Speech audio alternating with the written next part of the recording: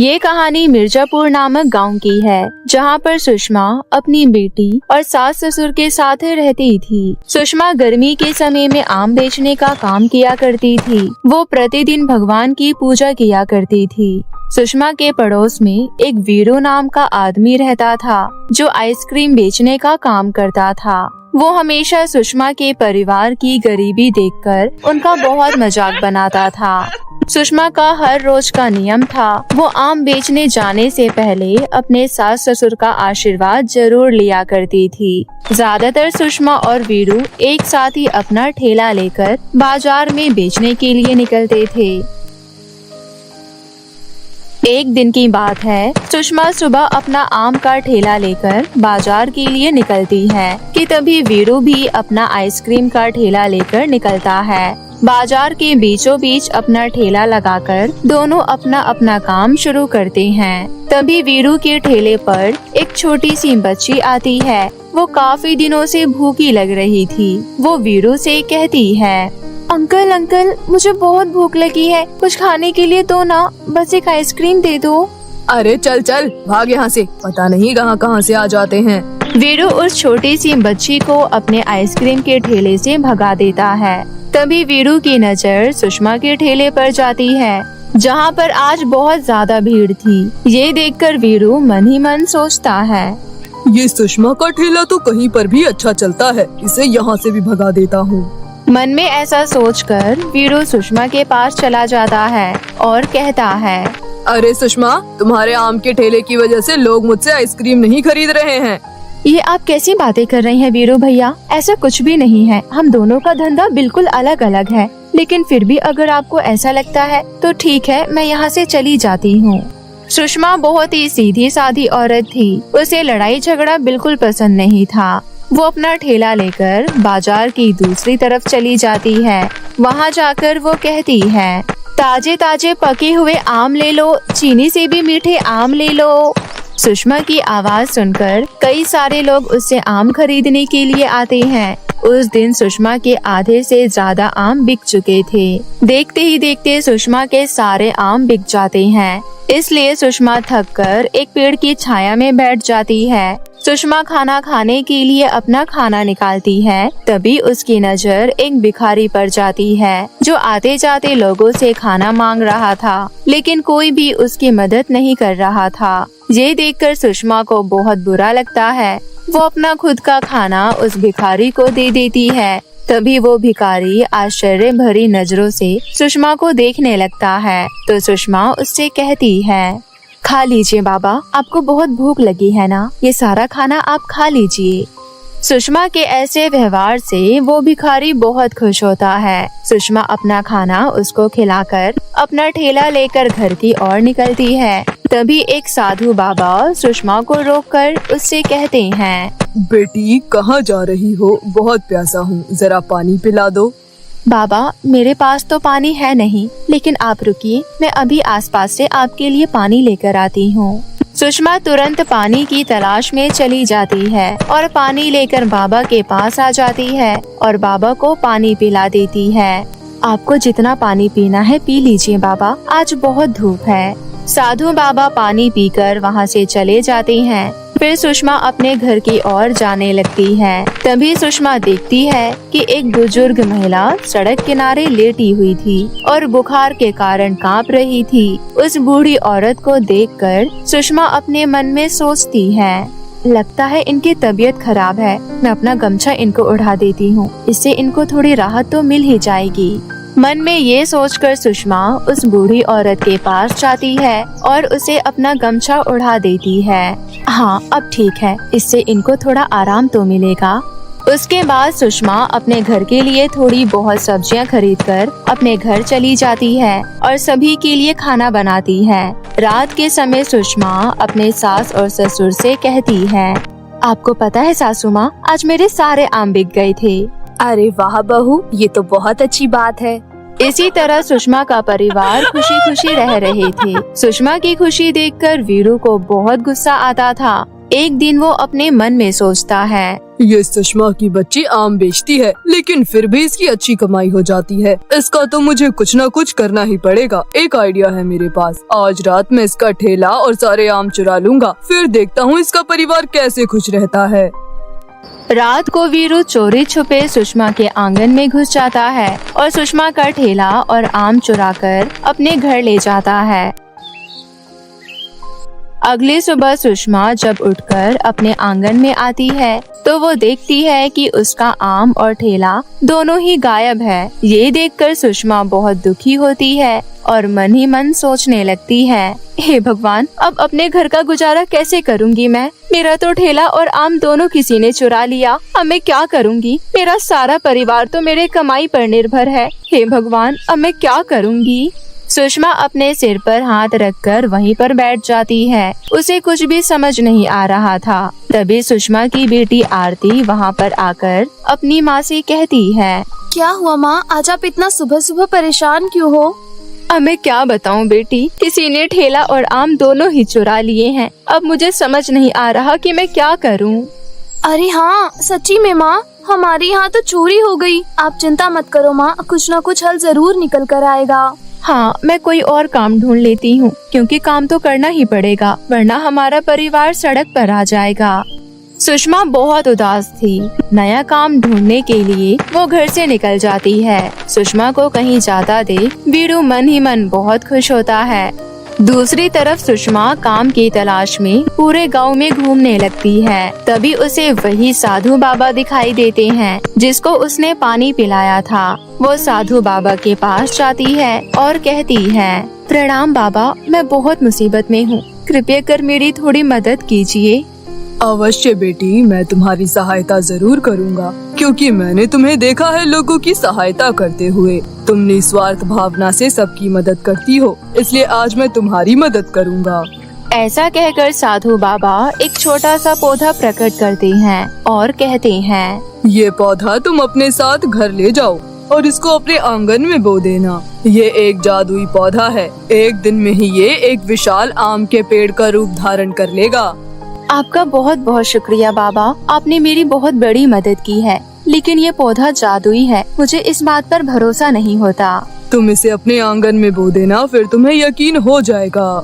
साधु बाबा से वो पौधा लेकर सुषमा अपने घर आ जाती है और अपने आंगन में वो पौधा लगा देती है।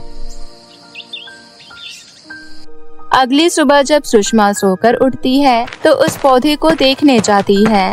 वो पौधा अब एक विशाल आम के पेड़ में बदल गया था। ये देखकर सुषमा बहुत हैरान हो जाती है और अपनी सास और बेटी दोनों को आवाज लगाकर बुलाती है। माँ, कल तक तो यहाँ पर कोई भी पेड़ नहीं था, फिर अचानक से यहाँ पर इतना विशाल पेड़ कैसे आ गया? उसके बाद सुषमा अपनी बेटी और सास को सारी बात बताती है। सारी बात जानकर वो सभी बहुत खुश होती हैं। माँ, इस आम के पेड़ के आम तो बहुत स्वादिष्ट लग रहे हैं, क्या एक आम मैं खा लूँ? हाँ हाँ बेटी, क्यों नहीं। आरती उस पेड़ में से एक आम तोड़ लेती है। वो जैसे ही आम अपने हाथ में लेती है वो हक्की बक्की रह जाती है, क्योंकि वो आम कोई साधारण आम नहीं था, बल्कि सोने का आम था। माँ, ये तो सोने का आम है। इसका मतलब इस पेड़ पर जितने भी आम लगे हैं वो सब सोने के हैं। सुषमा और 2-4 आम तोड़कर देखती है। वो बहुत ज्यादा हैरान हो जाती है, क्योंकि पेड़ पर लगे सभी आम सोने के थे। सुषमा पेड़ से 4 आम तोड़कर सुनार के पास जाती है और उन आमों को बेच देती है। उन सोने के आम के बदले सुषमा को ढेर सारे पैसे मिल जाते हैं। अब मानो उनकी जिंदगी के सारे कलेश दूर हो गए थे। उन्हें किसी भी चीज की जरूरत होती तो वो सोने का आम बेचकर अपनी जरूरत पूरी कर लेते थे। धीरे धीरे सुषमा का परिवार बहुत अमीर हो गया। उन्होंने एक बहुत बड़ा घर बना लिया और शानो शौकत से रहने लगे। लेकिन ये बात वीरू को कहाँ पचने वाली थी। सुषमा की तरक्की देखकर वो बहुत जल जाता है। मैंने इसके परिवार को बर्बाद करने के लिए क्या कुछ नहीं किया, लेकिन ये तरक्की पे तरक्की किए जा रही है। अब मैं सुषमा को किसी काम पर भी जाते हुए नहीं देखता हूँ। फिर ये इतना पैसा ला कहाँ से रही है? कुछ तो गड़बड़ है, पता लगाना होगा। वीरू चोरी चुपके सुषमा के घर में नजर रखने लगता है। ऐसा करते हुए उसे जादुई सोने के आम के पेड़ के बारे में पता चल जाता है। ये जानकर वो बहुत अचंभित होता है और अपने मन में सोचता है, आखिर इस औरत को ये सोने के आम वाला पेड़ मिला कहाँ से? कहीं से भी मिला हो, आज रात में इस पेड़ का खात्मा कर दूंगा। उसी रात वीरू पेट्रोल डालकर उस पेड़ को आग लगा देता है, जिस कारण सोने के आम वाला पेड़ आग में झुलस जाता है। अगली सुबह जब सुषमा पेड़ को जला हुआ देखती है तो खूब रोती है। तुम्हारी ये हालत किसने कर दी जादुई पेड़? तुम इस तरह हमें छोड़कर नहीं जा सकती हो, प्लीज वापस आ जाओ। तभी वहाँ पर सुषमा की बेटी और सास दोनों आ जाती है। जब दोनों आग से झुलसा हुआ पेड़ देखती है तो उनके भी आंखों में आंसू आ जाते हैं। तभी वो पेड़ कहता है, मुझे माफ कर दो, मैं जीवन भर तुम्हारा साथ नहीं दे पाया। तुम्हारे पड़ोसी वीरू ने मेरी ये हालत की है। वो तुम्हारी तरक्की से बहुत चिढ़ता है। मैं तो अब मरने वाला हूँ, मुझे कोई नहीं बचा सकता, लेकिन जाने से पहले मैं तुम्हें कुछ देना चाहता हूँ। ऐसा कहकर वो सोने के आम का पेड़ वहाँ पर एक जादुई फ्रॉक प्रकट करता है और कहता है, ये एक जादुई फ्रॉक है। इस फ्रॉक से तुम जो कुछ भी मांगोगे तुम्हें मिल जाएगा। ऐसा कहकर वो पेड़ चुप हो जाता है और फिर कभी नहीं बोलता। सुषमा और उसके परिवार को वीरू पर बहुत गुस्सा आता है। वो जादुई फ्रॉक को सबसे पहला आदेश देते हैं कि वो वीरू को सबक सिखाए। तभी फ्रॉक में से डंडे चप्पल निकलते हैं और वो वीरू के घर जाकर उसकी खूब पिटाई करते हैं। इतनी पिटाई कि उसके एक टांग और एक हाथ टूट जाता है। अब वीरू चारपाई पर पड़ जाता है और दूसरी तरफ आम के पेड़ के जादुई फ्रॉक के कारण सुषमा का परिवार अपना जीवन खुशी खुशी व्यतीत करने लगता है। भिखारन को मिला जादुई घाघरा। बहुत समय पहले की बात है। एक गांव में अनीता नाम की एक भिखारन रहा करती थी। अनीता का इस दुनिया में कोई ना था। अनीता एक टूटी फूटी झोपड़ी में रहती थी। सुबह होते ही अनीता गांव में भीख मांगने निकल जाती थी। उसको लोगों से जो भी रूखा सूखा खाना मिलता था वो खुशी से खा लेती थी और दोपहर को थक हार कर अपनी टूटी फूटी झोपड़ी में आकर सो जाती थी। दिन का जो खाना बचता था उसको वो शाम को खाती थी और अगर कभी कभार खाना नहीं होता था तो वो भूखी ही सो जाती थी। इसी तरह की जिंदगी जीते जीते अनीता की उम्र 60 साल की हो गई। उसके चेहरे की सारी झुर्रियां लटक गई थी और वो डंडे के सहारे चला करती थी। उसको तो अब खाने को भी कुछ नहीं मिलता था। हे भगवान, मैं क्या करूं? पहले तो जैसे तैसे मेरा मांग कर गुजारा चल रहा था, लेकिन अब तो कोई खाना भी नहीं देता है। तभी उसके दिमाग में एक तरकीब आई। क्यों ना मैं जंगल में जाकर फल तोड़कर खा लूं और अपना पेट भर लूं। इतना सोचकर अनीता गांव के पास वाले जंगल में जाती है। वो वहां जाकर देखती है कि दूर दूर तक सूखा होने के कारण वहां पर कोई फल फूल नहीं है। थक हार कर अनीता एक सूखे पेड़ के नीचे बैठ गई। शाम हो गई। अनीता अभी भी उस पेड़ के नीचे बैठी थी। हे भगवान, आज तक मैंने किसी को कोई दुख नहीं पहुंचाया, कोई बुरा काम नहीं किया, बल्कि जो रूखा सूखा मिला वही खा लिया। लेकिन आज ऐसा लग रहा है कि भूख और प्यास के कारण मैं अपना दम यहीं तोड़ दूंगी।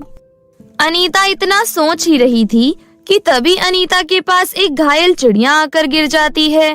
अनीता देखती है कि उसके पीछे एक खूंखार चील पड़ी है, इसलिए अनीता ने अपनी लाठी से चील को वहां से भगा दिया।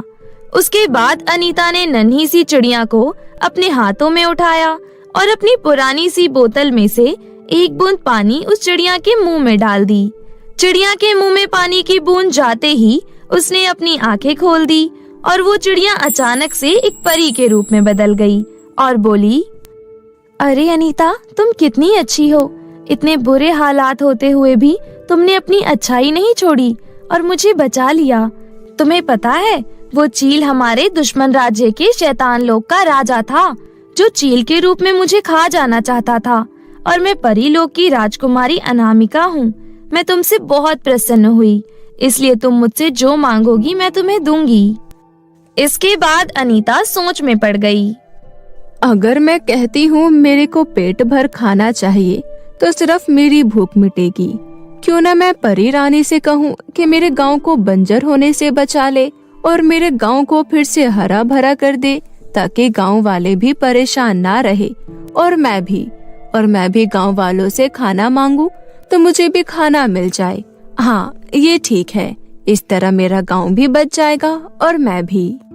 इसके बाद अनीता ने अपनी सोच के अनुसार परी को सारी बात बताई। इसके बाद परी अनीता की अच्छी नीयत और दयालुता को देखकर बहुत खुश हुई और बोली, अनीता, तुम सच में बहुत दयालु हो। तुमने अपने लिए कुछ ना मांगकर दूसरों के बारे में भी सोचा। इतना कहकर परी अपने जादू से एक जादुई घाघरा प्रकट करती है।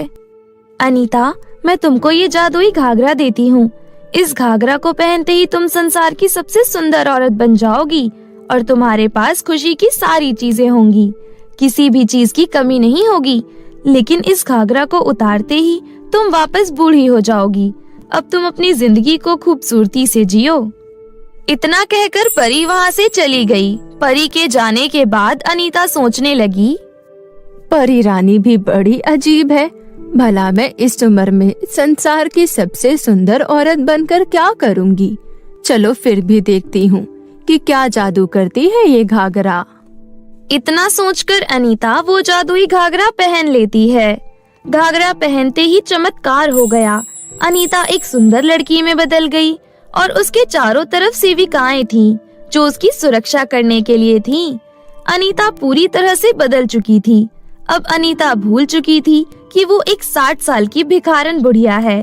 थोड़ी देर बाद वो अपनी टूटी फूटी झोपड़ी की तरफ चल पड़ी। जैसे ही अनीता अपनी टूटी फूटी झोपड़ी के पास पहुंचती है, तो वो देखती है कि उसकी टूटी फूटी झोपड़ी एक आलीशान महल में बदल चुकी है और महल के बाहर बहुत सारे लोग भी खड़े हुए थे। अरे, ये महल किसका है? यहाँ तो हमारे गांव की बूढ़ी भिखारन रहती थी ना। हाँ, लगता है वो बूढ़ी भिखारन ने ये जगह एक राजकुमारी को दे दी है, तभी तो यहाँ पर इतना बड़ा महल बना है। उस दिन से अनीता अपने आलीशान महल में रहने लगी। उसकी सुंदरता के चर्चे दूर दूर तक फैल गए थे और गांव में रहने वाले सभी पुरुष अनीता से विवाह करने के लिए उत्सुक हो गए। लेकिन अनीता हमेशा विवाह करने से इनकार कर देती थी। और एक दिन किसी नगर के राजा अशोक राज के बेटे राजकुमार लक्ष्य ने अनीता के सामने शादी का प्रस्ताव रखा, जिस प्रस्ताव को अनीता मना न कर पाई और अनीता का विवाह राजकुमार लक्ष्य से हो गया। विवाह होने के बाद अनीता को डर था कि किसी को पता न चल जाए कि वो गांव की बूढ़ी भिखारन है। अगर किसी को पता चल गया कि मैं गांव की बूढ़ी भिखारिन हूँ तो मुझे बहुत बड़ी सजा मिलेगी। लेकिन हो भी क्या सकता था, विवाह हो चुका था और अनीता रानी की तरह महल में रहा करती थी। अनीता अपनी जादुई घाघरा सिर्फ नहाते समय ही उतारती थी और उसने अपनी सभी दासियों को ये आदेश दे रखा था कि अगर जब मैं स्नान कर रही हूँ तो दूर दूर तक कोई भी इंसान मेरे स्नान की जगह पर ना आए, और अगर कोई उस समय वहाँ पर आ गया तो उसको सीधा मृत्यु दंड मिलेगा। दासियों को अनीता की ये बात समझ नहीं आई, लेकिन दासियां अनीता के कहने पर ही सब काम करती थीं। लेकिन एक दिन महल में एक बच्ची खेल रही थी। वो बच्ची खेलते खेलते अनीता के स्नान वाली जगह पर पहुंच जाती है। छोटी बच्ची को अनीता का जादुई घाघरा दिखाई देता है। ये घाघरा तो बड़ा ही सुंदर है और बहुत चमक भी रहा है। क्यों ना मैं ये घाघरा महारानी के कमरे में रख दूं, क्योंकि इतना महंगा घाघरा उन्हीं का हो सकता है। इतना सोचकर छोटी बच्ची उस घाघरा को उठाकर अनीता के कमरे में रख देती है। थोड़ी देर बाद अनीता स्नान करके जैसे ही बाहर आती है तो देखती है उसका घाघरा वहाँ पर मौजूद नहीं है और अनीता का शरीर इस समय पूरा बूढ़ा था और वो बहुत ही बदसूरत नजर आ रही थी। उसने अपना जादुई घाघरा ढूंढने की बहुत कोशिश की, लेकिन उसको अपना जादुई घाघरा कहीं नहीं मिला। इसलिए वो मजबूरन अपने कमरे में ऐसे ही बदसूरत रूप में आ गई। अनीता देखती है कि वो घाघरा उसके कमरे में ही रखा है। जैसे ही अनीता उस घाघरा को पहनने लगी, तभी वो छोटी बच्ची अनीता को देख लेती है और जोर जोर से चिल्लाने लगती है, दासियों, जल्दी देखो, महारानी के कमरे में कौन घुस गया। देखो, ये कितनी खतरनाक औरत है जो बिना डरे महारानी के घाघरे को पहन रही है। जल्दी आओ। उस छोटी बच्ची की आवाज सुनकर सारी दासियां कमरे में आ जाती हैं और अनीता को देखकर घबरा जाती हैं। कौन हो तुम और हमारी महारानी कहाँ पर है? बताओ तुमने क्या करा हमारी महारानी के साथ? अगर तुम नहीं बताओगी तो हमारे महाराज तुम्हें मृत्यु दंड देंगे। अनीता को कुछ भी समझ नहीं आ रहा था। उसने सबको समझाने की बहुत कोशिश की कि वही महारानी है, लेकिन कोई भी उसकी एक ना माना और राजा ने उसको महारानी का कातिल समझकर मृत्यु दंड दिया और बोला, मृत्यु से पहले सबकी एक इच्छा पूरी की जाती है। वैसे तो तुमने महापाप किया है, लेकिन फिर भी हम अपने न्याय के ऊपर कोई आरोप नहीं लगने देंगे। बताओ तुम्हारी आखिरी इच्छा क्या है? महाराज, मेरी आखिरी इच्छा ये है कि मैं एक बार महारानी के कक्ष में जाऊं। राजा ने अनीता की इच्छा को मान लिया और महारानी के कक्ष में छुड़वा दिया। कक्ष में पहुंचते ही सबसे पहले अनीता ने उस जादुई घाघरा को पहन लिया। जादुई घाघरा को पहनते ही अनीता फिर से बहुत ही सुंदर बन गई और बाहर आकर सिपाही से बोली, अब मुझे लेकर महाराज के पास चलो। सिपाही अनीता को देखकर हैरान हो गए और बोले, महारानी की जय हो, महारानी की जय हो। महारानी जी, वो दुष्ट जादूगरनी कहाँ गई? लगता है मृत्यु दंड के डर से उसने आपको वापस महारानी बना दिया है। राजा अनीता को वापस देखकर बहुत खुश हुआ। महारानी, आपको वापस देखकर मैं बहुत प्रसन्न हूँ। अब वो जादूगरनी बेकार में भाग गई। अगर वो आपके साथ वापस बाहर आती तो मैं उसकी सजा माफ कर देता। उस दिन के बाद से अनीता उस महल में हंसी खुशी रहने लगी। जादुई लहंगे का तालाब। ये कहानी दीपिका और मीनाक्षी नाम की दो लड़कियों की है जो एक ही कॉलेज में पढ़ते थे। दीपिका मीनाक्षी के पड़ोस में ही रहती थी। दीपिका एक गरीब घर से थी। पिता के गुजर जाने के बाद दीपिका की माँ जानकी सिलाई करके घर का गुजारा चलाती थी। वहीं मीनाक्षी बहुत अमीर थी। उसके पिता बहुत बड़े व्यापारी थे, जिस वजह से उसके घर में किसी चीज की कोई कमी नहीं थी। मीनाक्षी स्वभाव से बहुत ही घमंडी और जिद्दी लड़की थी। मीनाक्षी अक्सर दीपिका का मजाक उड़ाया करती थी। अरे दीपिका, तुम जब देखो पुराने कपड़े पहनकर कॉलेज आ जाती हो। पता नहीं तुझे इस कॉलेज में दाखिला कैसे मिल गया। ये कॉलेज तो हम जैसे अमीरों का है, तुझ जैसे भिखारियों का नहीं। दीपिका को मीनाक्षी की बातों का बुरा तो लगता, लेकिन वो उससे कुछ नहीं कहती। दीपिका पढ़ने लिखने में बहुत होशियार थी। वहीं मीनाक्षी आवारा लड़के लड़कियों के साथ मौज मस्ती किया करती थी। एक दिन कॉलेज में रोहित नाम के लड़के ने एडमिशन लिया। रोहित दिखने में बहुत ही स्मार्ट था और उसके पिता शहर के बहुत बड़े बिजनेसमैन थे। कॉलेज की लड़कियां उससे दोस्ती करना चाहती थी, लेकिन रोहित को दीपिका की सादगी बहुत भा गई। फिर रोहित किसी बहाने से दीपिका के पास गया। हेलो दीपिका, सुना है तुम पढ़ने में बहुत होशियार हो। क्या तुम पढ़ाई में मेरी कुछ मदद कर सकती हो प्लीज? हाँ जरूर, बताइए आपको किस विषय में मुझसे मदद चाहिए। इस तरह धीरे धीरे रोहित और दीपिका के बीच दोस्ती हो गई। मीनाक्षी भी रोहित से दोस्ती करना चाहती थी। एक दिन मीनाक्षी रोहित के पास गई और बोली, हाय रोहित, क्या तुम मुझसे दोस्ती करोगे? आई एम सॉरी, मुझे तुम में कोई इंटरेस्ट नहीं है। इतना कहकर रोहित वहाँ से चला गया। तब मीनाक्षी गुस्से से बोली, तेरी इतनी हिम्मत, तूने मेरा प्रपोजल ठुकराया। मैं भी देखती हूँ तू कब तक मुझसे दोस्ती नहीं करता। अरे मेरे जैसी स्मार्ट और इंटेलिजेंट लड़की तुझे ढूंढने पर भी कहीं नहीं मिल सकती। देखना, एक दिन अपने आप तू मेरे पीछे पीछे भागा आएगा। इसी तरह कई दिन बीत गए। मीनाक्षी रोहित से बात करने की कोशिश करती रहती थी, लेकिन रोहित मीनाक्षी से बिल्कुल भी बात नहीं करता था। एक दिन मीनाक्षी ने रोहित को दीपिका के साथ बात करते हुए देख लिया। अरे इस पागल को भिखारी नहीं मिली थी, देखो कैसे हंस हंस कर उससे बात कर रहा है। वहीं दूसरी ओर रोहित और दीपिका धीरे धीरे एक दूसरे को पसंद करने लगे। इसी तरह काफी दिन बीत गए। अब उनका कॉलेज भी खत्म हो चुका था। दीपिका, अब तो हमारा कॉलेज भी पूरा हो गया है। अब समय आ गया है हमें अपने घर वालों को एक दूसरे के बारे में बता देना चाहिए। लेकिन रोहित, तुम तो बहुत अमीर हो और मैं गरीब घर की हूँ। हमारे इस रिश्ते से तुम्हारे घर वाले नहीं माने तो? ऐसा कुछ नहीं होगा। मेरे घर वाले बहुत अच्छे हैं। उन्हें अमीर गरीब से कोई फर्क नहीं पड़ता। उन्हें बस मेरी खुशी चाहिए। मुझे पूरा विश्वास है वो इस रिश्ते के लिए मान जाएंगे। तुम खुशी खुशी घर जाओ, अपनी माँ से हमारे बारे में बात करो। उसके बाद रोहित और दीपिका घर जाकर अपने परिवार से बात करते हैं। दोनों के घर वाले मान गए। इस तरह उन दोनों का रिश्ता पक्का हो गया और कुछ दिनों बाद दोनों की शादी तय हो गई। जब ये बात मीनाक्षी को पता चली तो वो गुस्से से जलकर राख हो गई। उस भिखारन लड़की की शादी रोहित से हो रही है। मैं किसी भी कीमत में उन दोनों की शादी नहीं होने दूंगी। रोहित से सिर्फ मेरी और सिर्फ मेरी ही शादी होगी। मैं भी देखती हूँ मेरे होते हुए दीपिका रोहित से शादी कैसे कर सकती है। शादी को सिर्फ एक ही दिन बचा था। दीपिका की माँ जानकी दीपिका के लिए सुंदर सा लहंगा खरीद कर लाई। इतने में वहाँ मीनाक्षी आई। अरे मीनाक्षी, तुम बिल्कुल सही समय पर आई हो। ये देखो मेरा शादी का लहंगा सुंदर है ना? हाँ, बहुत अच्छा है। अच्छा, मैं कल आती हूँ, मुझे कुछ काम याद आ गया। इतना कहकर मीनाक्षी वहाँ से चली गई। अब मैं क्या करूँ? कल इस भिखारिन की शादी है मेरे रोहित के साथ। कैसे रोकूं? मुझे कुछ करना होगा आज रात ही। ये सोचकर मीनाक्षी रात के अंधेरे में दीपिका के घर गई और दीपिका का शादी का लहंगा जला दिया। अब देखती हूँ इस भिखारिन की शादी कैसे होती है। अगली सुबह जब दीपिका सोकर उठी और अपना शादी का लहंगा जला हुआ देखा तो चीखते हुए बोली, माँ, कहाँ हो तुम? जल्दी इधर आइए। देखिए माँ, ये सब क्या हो गया? मेरे शादी का लहंगा पूरी तरह जल गया। माँ, मैं शादी में क्या पहनूंगी?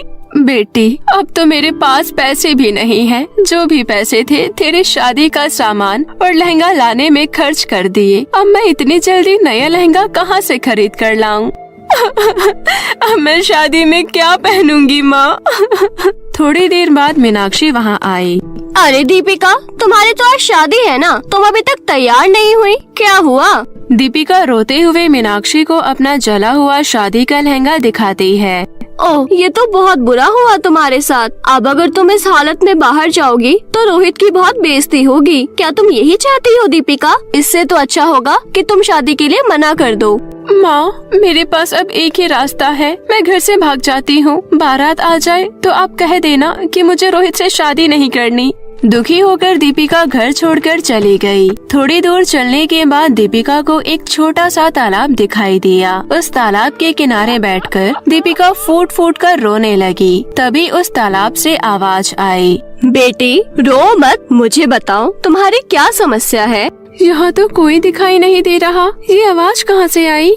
मैं जादुई तालाब बोल रही हूँ। बताओ बेटी, तुम रो क्यों रही हो? दीपिका रोते हुए जादुई तालाब को सारी बात बताती है। अच्छा, ये लो बेटी, ये जादुई लहंगा है। ये तुम्हारी हर इच्छा पूरी करेगा। जल्दी से इस लहंगे को पहन लो। दीपिका ने जैसे ही वो जादुई लहंगा पहना, वो पहले से भी ज्यादा खूबसूरत दिखने लगी। हे जादुई लहंगे के तालाब, तुम्हारा बहुत बहुत धन्यवाद। धन्यवाद की कोई जरूरत नहीं बेटी, मुझे पता है तुम बहुत ही नेक और अच्छी लड़की हो। अब तुम जल्दी जाओ बेटी, तुम्हारी बारात आ चुकी है। तुम्हारा दूल्हा तुम्हारा इंतजार कर रहा होगा। जादुई लहंगे की मदद से दीपिका पलक झपकते ही अपने घर पहुंच गई। तब तक बारात भी आ चुकी थी। तभी मीनाक्षी रोहित को दीपिका के बारे में बताते हुए बोली, रोहित, क्या तुम्हें पता है दीपिका घर छोड़कर भाग चुकी है। वो तुमसे शादी करना ही नहीं चाहती थी। अगर तुम्हें मेरी बातों पर विश्वास नहीं है तो दीपिका की माँ से ही पूछ लो।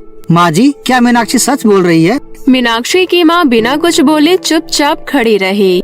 देखो, अगर बारात खाली हाथ जाएगी तो तुम्हारी बहुत बेइज्जती होगी। अब तुम्हारे पास सिर्फ एक ही रास्ता है, तुम जल्दी से मुझसे शादी कर लो। हाँ बेटा, यह लड़की सही बोल रही है। हमारी इज्जत का सवाल है, तुम इस लड़की से शादी कर लो। वैसे भी यह लड़की हमारे ही स्टेटस की है। हमने तुम्हारी बात पिछली बार मान ली थी, अब तुम हमारी बात का मान रखो। हमारी इज्जत सिर्फ तुम्हारे हाथों में है बेटा। ठीक है पिताजी, मैं तुमसे शादी करने के लिए तैयार हूँ मीनाक्षी।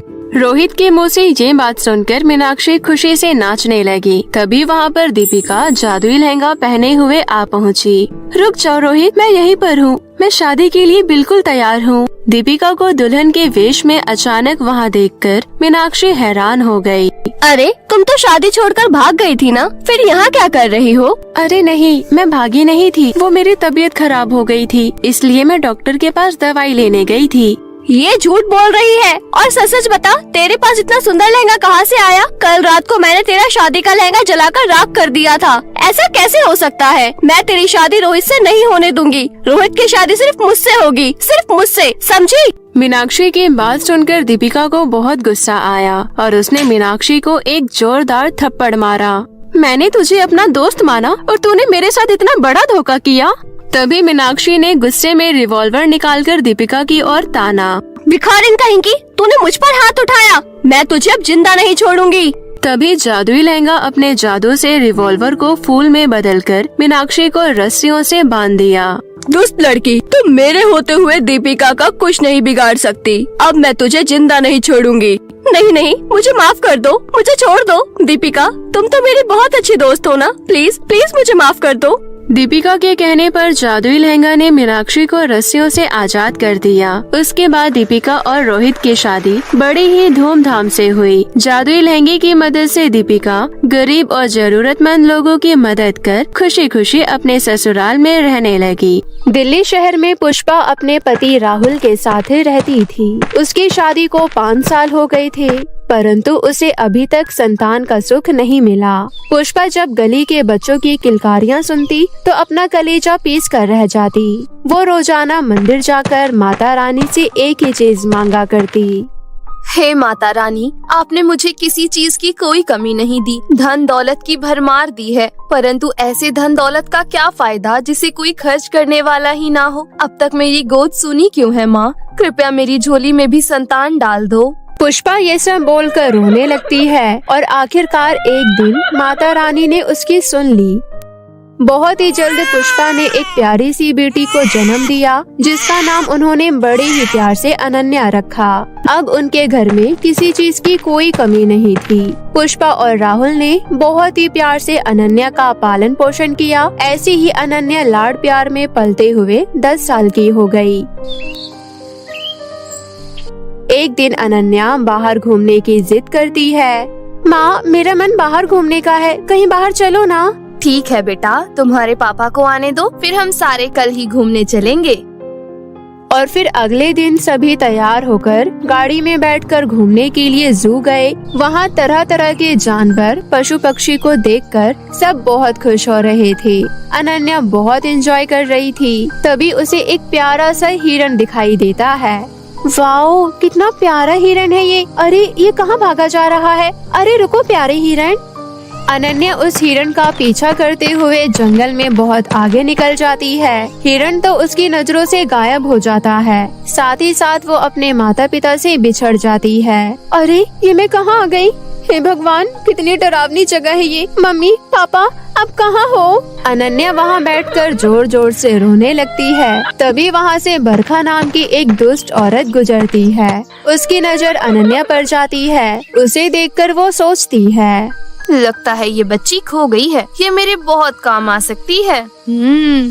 वो औरत अनन्या के पास जाती है और उससे कहती है, बेटा, क्या तुम अपने माता पिता को ढूंढ रही हो? हाँ आंटी, मुझे मेरे मम्मी पापा के पास जाना है, मैं उनसे बिछड़ गई हूँ। अच्छा चलो बेटा, मैं तुम्हें तुम्हारे माता पिता के पास छोड़ाती हूँ, मेरे साथ चलो। इस तरह से बरखा बड़ी चालाकी से अनन्या को बहला फुसलाकर अपनी झोपड़पट्टी में ले जाती है। इधर पुष्पा और राहुल अनन्या को ना देखकर बहुत परेशान हो रहे थे।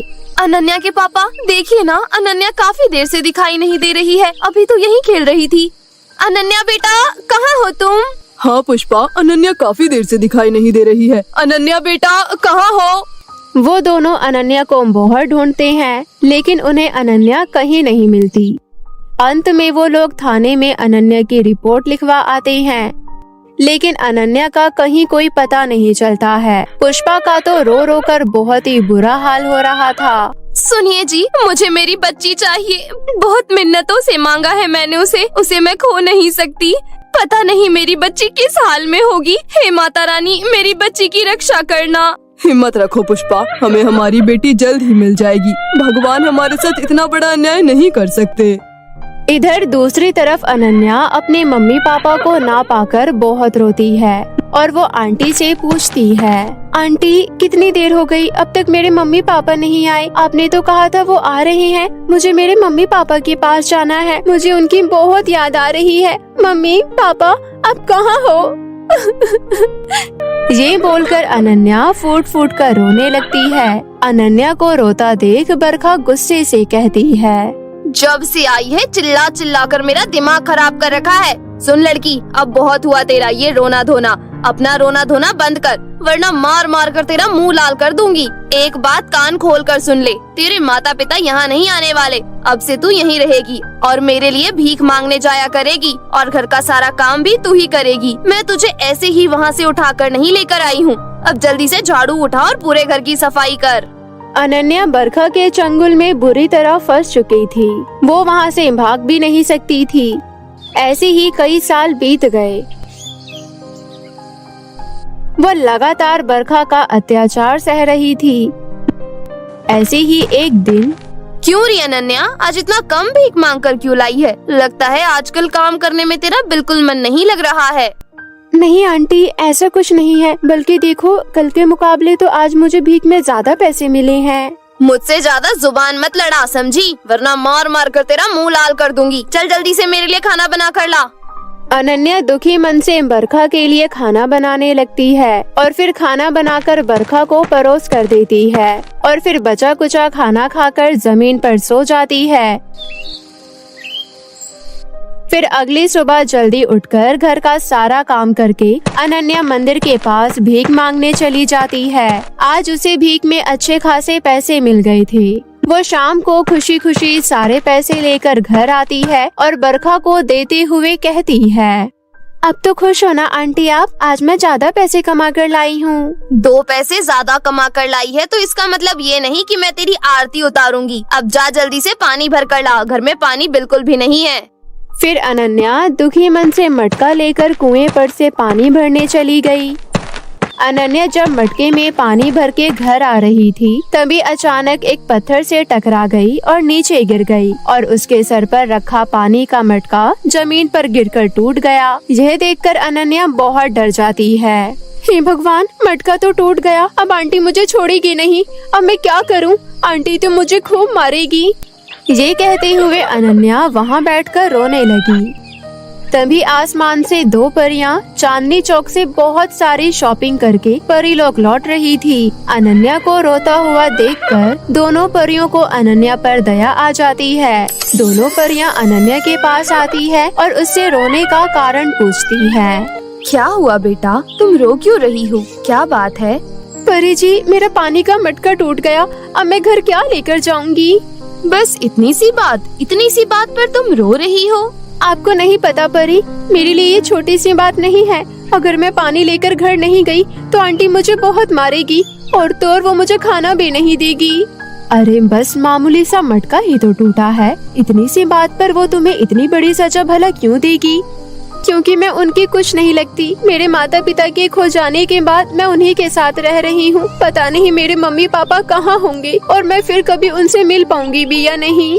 ये कहते हुए अनन्या उन परी को अपनी सारी बात बताती है। अनन्या की दुख भरी कहानी सुनकर परियों को भी बहुत दुख होता है। अनन्या की बात सुनकर परी कहती है, अनन्या तुम चिंता मत करो, तुम बहुत ही जल्द अपने माता पिता से मिल पाओगी। हम यहाँ चांदनी चौक से बहुत सारे लहंगे खरीदने आए थे क्योंकि हमारे परिलोक में शादी है और हमने सुना था कि चांदनी चौक के लहंगे बहुत अच्छे और फेमस होते हैं। हम यही शॉपिंग करने आए थे और देखो हमने कितना सारा लहंगा खरीदा है। इनमें से एक लहंगा तुम रख लो। परी जी, भला मैं इस लहंगे का क्या करूँगी? ये मेरे किसी काम का नहीं है। अरे अनन्या, तुम इसे मामूली लहंगा मत समझो। इस चांदनी चौक के लहंगे को हमने जादुई लहंगा बना दिया है। ये लहंगा उस दुष्ट आंटी को ऐसा सबक सिखाएगा कि वो भविष्य में कभी किसी के साथ ऐसा करने के बारे में सोच भी नहीं सकेंगी। इतना ही नहीं, ये लहंगा तुम्हें अपने माता पिता से भी मिलवा देगा जो तुम्हारा वर्षों से इंतजार कर रहे हैं। अब बस तुम जल्दी से ये लहंगा पहन लो और इस लहंगे को पहनकर घर जाओ। उसके बाद तुम इसका जादू देखना। अच्छा, तो अब हम चलते हैं। इतना बोलकर दोनों परियां वहां से उड़ जाती है। अनन्या वो लहंगा पहनकर घर पहुंचती है। अनन्या को इतने सुंदर लहंगा में घर आता देख बरखा उससे पूछती है, अरे तेरे पास इतना सुंदर लहंगा कहाँ से आया? वैसे तो तू पानी भरने गई थी ना, तो पानी का मटका कहाँ है? आंटी, वो रास्ते में पानी का मटका टूट गया तो मैं पानी किस में भर कर लाती, इसलिए मैं खाली हाथ घर आ गई। क्या कहा तूने? मटका टूट गया? अरे तेरे बाप ने ला कर दिया था क्या मटका, जो मटका तोड़ कर आ गई? ठहर जा, अभी तेरी अकल को ठिकाने लगाती हूँ। ये कहते हुए बरखा एक मोटा सा डंडा उठाती है और अनन्या को जैसे ही मारती है वो डंडा फूलों की माला में बदल जाता है। ये देखकर बरखा घबरा जाती है। लगता है ये लड़की कहीं से जादू टोना सीख कर आई है, पर कोई बात नहीं, मैं तुझसे डरने वाली नहीं हूँ, तुझे तो मैं देख लूंगी। ये कहते हुए बरखा वहाँ से चली गई। अनन्या बहुत खुश हुई और फिर अगली सुबह बरखा चिल्लाते हुए अनन्या से बोली, अरे ओ महारानी, ये कोई सोने का वक्त है? सूरज सर पर चढ़ गया है और ये महारानी अब तक चादर ताने सो रही है। ओ महारानी, जल्दी से उठ और फटाफट घर का काम कर, उसके बाद तुझे भीख मांगने जाना है। अनन्या उठकर कहती है, आंटी आज मेरी तबीयत कुछ ठीक नहीं है, मैं आज नहीं जा पाऊंगी। लगता है कुछ ज्यादा ही चर्बी चढ़ गई है तुझमें, तू ऐसे नहीं मानेगी, तेरी मरम्मत करनी ही पड़ेगी, रुक जा तू। बरखा जैसे ही अनन्या को मारने के लिए आगे बढ़ी, बगल में रखा जादुई लहंगा अपने जादू से बरखा को हवा में उछालकर नीचे गिरा देता है। अनन्या को हाथ लगाने की गलती मत करना, चांदनी चौक का लहंगा हूँ, भला मैं सबका करता हूँ। अगर तुमने अनन्या को हाथ लगाया तो तुम्हारे साथ बिल्कुल अच्छा नहीं होगा। समझी दुष्ट औरत, तूने अनन्या पर बहुत अत्याचार कर लिया, पर अब और नहीं। तुम्हें दिखाई नहीं दे रहा अनन्या की तबीयत खराब है? जाओ उसके लिए कुछ अच्छा स्वादिष्ट खाना बना कर लाओ। बरखा डरी सहमी अनन्या के लिए रसोई में नाश्ता बनाने चली गई और उसने अनन्या के लिए गर्मा गर्म नाश्ता बनाया और उसे खिलाया। इस तरह जादुई लहंगे ने बरखा को अच्छा सबक सिखाया, परंतु अनन्या अभी भी कहीं न कहीं उदास थी। अनन्या को उदास देखकर लहंगा उससे पूछता है, क्या बात है अनन्या, तुम इतनी उदास क्यों हो? अब तो मैंने बरखा को सुधार दिया है। जादुई लहंगे, मैं इसलिए उदास हूँ क्योंकि मुझे अब यहाँ नहीं रहना, मुझे अपने मम्मी पापा के पास जाना है, मुझे उनकी बहुत याद आती है। अनन्या बस इतनी सी बात, चलो जल्दी से तुम मुझे पहन लो और अपनी आंखें बंद करो। अनन्या जैसे ही उस लहंगे को पहनकर आंखें बंद करती है तभी वो अपने घर में पहुंच जाती है, जहां दीवारों पर अनन्या के बचपन की बहुत सारी तस्वीरें लगी थी। उसकी माँ एक फोटो को लेकर गले से लगाकर रो रही थी। मेरी प्यारी बच्ची कहाँ खो गई है? बेटी, क्या तुम्हें अपनी माँ की याद नहीं आती? वापस आ जाओ मेरी प्यारी बच्ची, अब और नहीं रहा जाता तुम्हारे बगैर। अनन्या अपनी माँ को रोता हुआ देखती है और कहती है, माँ मैं आ गई हूँ माँ। अनन्या की आवाज सुनकर पुष्पा नजरें उठाकर ऊपर देखती है और सामने अपनी बेटी को देखकर उसे कसकर गले लगा लेती है। बेटी, तू कहाँ चली गई थी बेटी? तुझे पता है हमने तुझे कहाँ कहाँ नहीं ढूंढा, कितना याद किया तुझे।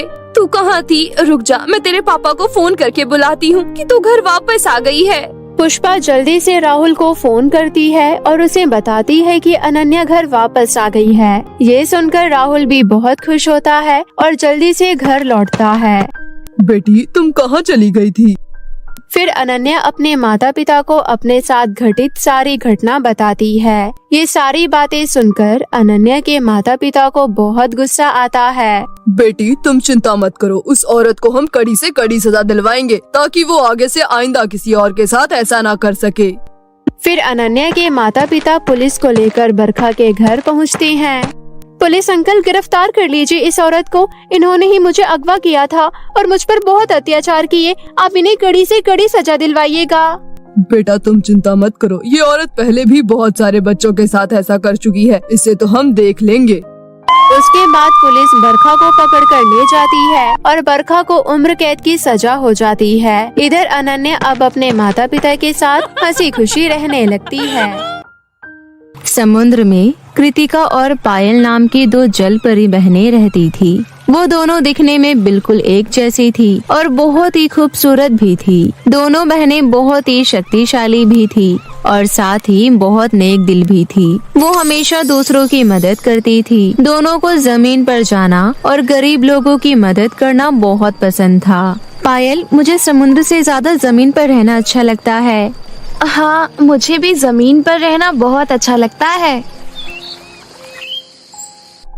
एक दिन दोनों बहनों की मुलाकात अरुण और पंकज नाम के दो भाइयों से होती है। वो दोनों भाई बहुत ही सुंदर थे। धीरे धीरे कृतिका और पायल को उन दोनों से प्यार हो गया। थोड़े ही दिनों में वो दोनों बहनें उन भाइयों से शादी कर लेती हैं। दोनों बहनें रानी जलपरी के पास समुद्र में आशीर्वाद लेने जाती है। रानी जलपरी, हमने शादी कर ली है और अब से हम जमीन पर ही रहेंगे। आपको जब भी हमारी जरूरत पड़े आप हमें याद कर लेना और हम आ जाएंगे। पायल की ये बात सुनकर रानी जलपरी गुस्से में आ जाती है। क्या तुम दोनों ने इंसानों से शादी करी और उसके बाद मेरे सामने आने की हिम्मत कैसे करी? जल्दी से यहाँ से वापस चली जाओ, नहीं तो तुम्हें बहुत कड़ी सजा मिलेगी। तुम दोनों ने समुद्र का नियम तोड़ा है। हाँ रानी जलपरी, इन दोनों को इनके किए की सजा दो, नहीं तो बाकी जलपरी बहनें भी ऐसा करेंगी। इसके बाद रानी जलपरी अपने जादू से उन दोनों बहनों की शक्तियाँ छीन लेती है। अब तुम दोनों इंसानों की तरह जमीन पर ही रहना। इतना कहकर रानी जलपरी दोनों परियों को जमीन पर भेज देती है। अरुण और पंकज के पिता रमेश बहुत ही लालची और चालाक आदमी था। दोनों भाई अपनी पत्नियों को लेकर अपने पिता के पास आते हैं। अरे तुम दोनों ये किसे उठा ले आए? पापा, हम दोनों ने शादी कर ली है और ये दोनों आपकी बहू हैं। अरे मैं ऐसी कोई शादी नहीं मानता। चुपचाप इन दोनों को इनके घर छोड़ कर आओ, नहीं तो तुम दोनों को घर से निकाल दूंगा। पापा, अगर ये दोनों यहाँ पर नहीं रहेंगी तो हम दोनों भी यहाँ पर नहीं रहेंगे। अरे नहीं, अगर मैंने इन दोनों को जाने के लिए बोल दिया तो ये दोनों मेरे बेटे को भी ले जाएंगी। नहीं नहीं, मुझे कुछ ऐसा करना होगा कि ये लड़कियाँ अपने आप यहाँ से भाग जाएं। अरे मेरे बच्चों, मैं तो मजाक कर रहा था, मुझसे आशीर्वाद नहीं लोगे क्या? चारों अपने पिता से आशीर्वाद लेते हैं। जुग जुग जियो मेरे बच्चों और अमीर अमीर बहुएं लाओ। पापा, आप ये कैसा आशीर्वाद दे रहे हैं हमें? अरे मैं तो मजाक कर रहा था, तुम दोनों मेरी हर बात का बुरा मान जाते हो। जाओ तुम लोग अंदर जाकर आराम करो। दोनों भाई अपनी अपनी पत्नियों के साथ अपने अपने कमरे में चले जाते हैं। अगले दिन जब दोनों भाई काम के लिए घर से जाते हैं। अरे ओ महारानी, यहाँ खड़ी खड़ी मेरा मुंह मत देखो। तुम दोनों मुझे बिल्कुल पसंद नहीं हो। सिर्फ अपने बेटों की वजह से मैं तुम्हें यहाँ पर रहने दे रहा हूँ। अब चुपचाप घर के कामों में लग जाओ। रमेश उन दोनों से घर के सारे काम करवाता है और उन्हें बहुत भला बुरा कहता था। दोनों बहनें चुपचाप घर का सारा काम करती थी और बदले में अपने ससुर से गालियाँ सुनती थी। लेकिन दोनों बहनें कभी भी अपने ससुर को जवाब नहीं देती थी। इसी तरह काफी दिन बीत जाते हैं। दोनों बहनें अब गर्भवती हो जाती है। जब ये बात रमेश को पता चलती है तो रमेश बहुत परेशान हो जाता है। हाय राम, मैं तो इन दोनों को यहाँ से उठाकर बाहर फेंकने की सोच रहा था, लेकिन ये दोनों यहाँ पर हमेशा के लिए डेरा डाल चुकी हैं। अब मैं अपने बेटों के लिए अमीर बहुएं कहाँ से लाऊंगा? उदास मन से रमेश जंगल की ओर चला जाता है। वहाँ रमेश को एक राक्षस मिलता है। आजा मोटे, आज मैं तुझे पका कर खा लूंगा। हा हा हा हा। राक्षस रमेश को कैद कर लेता है और कैद करके अपनी गुफा में ले जाता है। तभी वहाँ पर एक तांत्रिक आता है। सुनो राक्षस, तुम्हें शक्तिशाली और जवान बनने के लिए 2 गर्भवती परियों की बलि देनी होगी। उसके बाद तुम दुनिया के सबसे हैंडसम और शक्तिशाली राक्षस बन जाओगे। लेकिन मैं गर्भवती परियों को कहाँ से लेकर आऊँगा? वो तो जल परी लोक में रहती हैं और वहाँ जाना मेरे लिए असंभव है। ए राक्षस, तू एक काम कर, पहले मुझे आजाद कर, उसके बदले में मैं तेरा ये काम आसान करता हूँ। मैं तुझे 2 गर्भवती परियों की जानकारी दूंगा।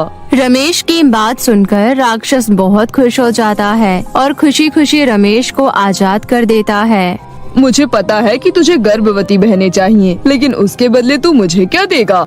अगर तूने मुझे सच में 2 गर्भवती बहनें दे दी तो मैं तुझे माला माल कर दूंगा, और अगर तूने मुझसे झूठ बोला तो मैं तुझे कच्चा चबा जाऊंगा।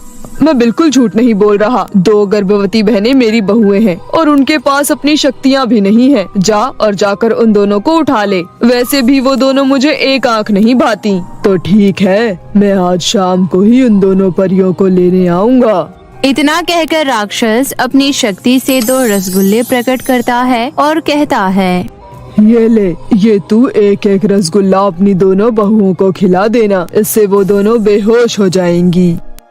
रमेश वो रसगुल्ले लेकर जलपरी बहनों के पास जाता है और कहता है, अरे मेरी प्यारी बहुओं, किधर हो तुम दोनों मुझे माफ कर दो। मैंने तुम्हारे साथ बहुत बुरा व्यवहार किया है। तुम दोनों अब गर्भवती हो। चलो ये काम वाम छोड़ो और ये रसगुल्ले खा लो। ये मैं बाजार से तुम्हारे लिए लेकर आया हूँ। भोली भाली बहनें रमेश की बात मान लेती है और उन रसगुल्लों को खा लेती है। रसगुल्ले खाने के बाद दोनों जलपरी बहनें बेहोश हो जाती है। इसके बाद रमेश अपने दोनों बेटों के पास जाता है और कहता है, अरे बच्चों, तुम दोनों जरा बाजार जाओ और वहाँ से सामान लेकर आओ। इन दिनों बहुओं को हेल्दी खाना देना बहुत जरूरी है। इतना सुनकर रमेश के दोनों बेटे सामान लेने के लिए बाजार चले जाते हैं। शाम होने पर रमेश के पास राक्षस आ जाता है। इसके बाद राक्षस रमेश को बहुत सारे सोने के सिक्के और कुछ पैसे देता है और दोनों जलपरी बहनों को वहां से उठाकर ले जाता है। कुछ देर बाद दोनों लड़के अपने घर आ जाते हैं और रमेश से कहते हैं, अरे पापा, पायल कहाँ है? और पापा, कृतिका कहाँ है? मुझे क्या पता, मैं अपनी जेब में थोड़ी ना डालकर घूमता हूँ तुम्हारी पत्नियों को। तुम्हारी पत्नी है, मुझे तो कभी बताकर नहीं जाती है वो, तो मुझे कैसे पता होगा। इतना कहकर गुस्से में रमेश वहाँ से चला जाता है। दोनों भाई उदास होकर बैठ जाते हैं। तभी वहाँ पर एक महिला भागते भागते आती है। अरे भैया, अपनी पत्नियों को बचा लो भैया। आज मैं जंगल में लकड़ियाँ काट रही थी तो मैंने देखा कि आप दोनों की पत्नियों को एक राक्षस अपने साथ ले जा रहा था। ये सुनकर दोनों भाई घबरा जाते हैं और गांव वालों के साथ राक्षस की गुफा के पास पहुंच जाते हैं। भैया, हम दोनों उन्हें कैसे बचाएंगे?